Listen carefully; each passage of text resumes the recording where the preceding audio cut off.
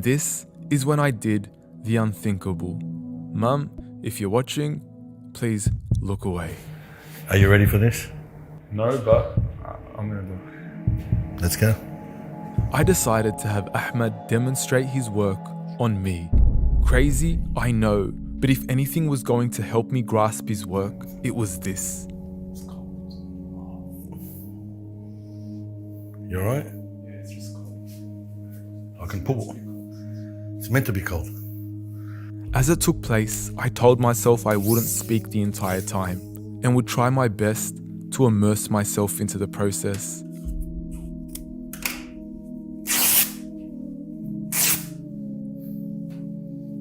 It was going to take some work, but I had to do it. So I stayed quiet, absorbed myself into the moment, and internalized everything taking place.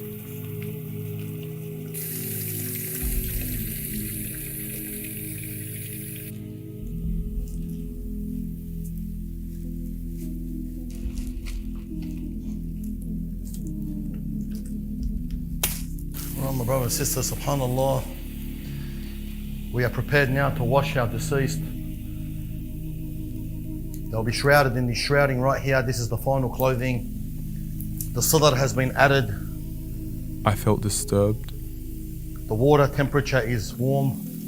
I felt out of place. We make intention by saying the brother's name. And our brother here, Kamal, we're going to say, نويت أن أغسله إن شاء الله. I felt uncomfortable, as though someone was invading my personal space.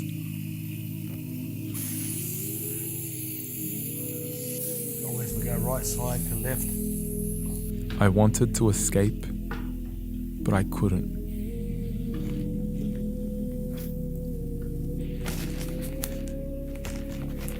There were times I wanted to move, to tell him to stop, to not cover my mouth, to not leave the soap in my eye.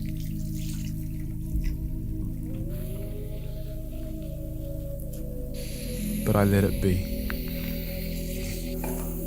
After all, the dead cannot speak. You can see this is the kampoor here.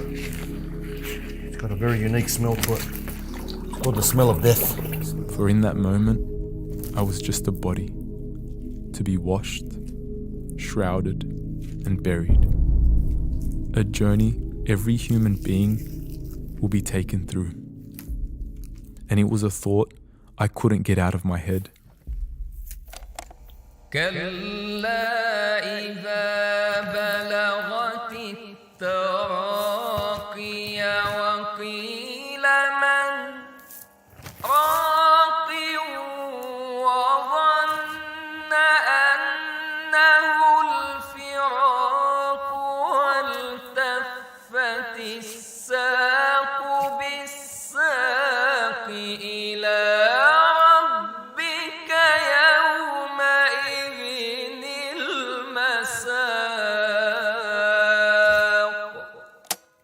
I felt as though I was performing a video that would help inspire or awaken others. So this is it, my brothers. This is the ending. I felt I would be desensitized by the cameras and not be able to immerse myself in the event.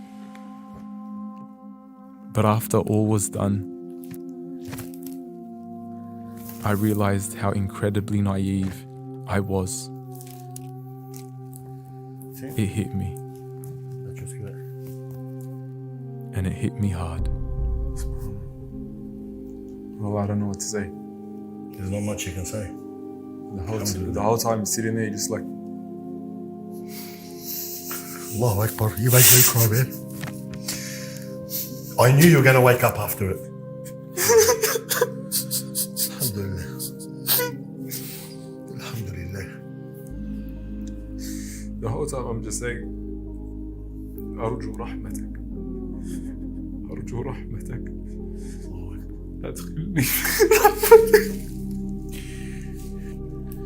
But you just had a glimpse, a taste of a reality that we're all going to go through. It's not something that's far-fetched here.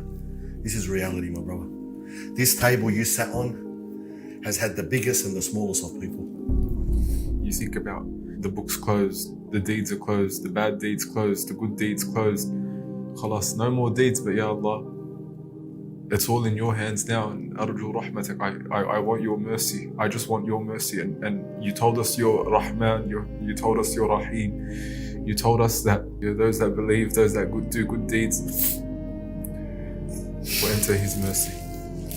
And I just want to enter His mercy. I just thought to myself, how many people have been on this table haven't been able to come back and tell us these exact words, because that would have been the words that would have came out of them.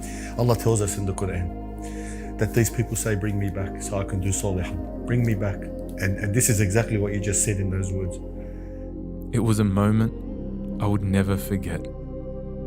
Later that night, I received a call from Ahmed. He was checking up on me to make sure I was coping in the evening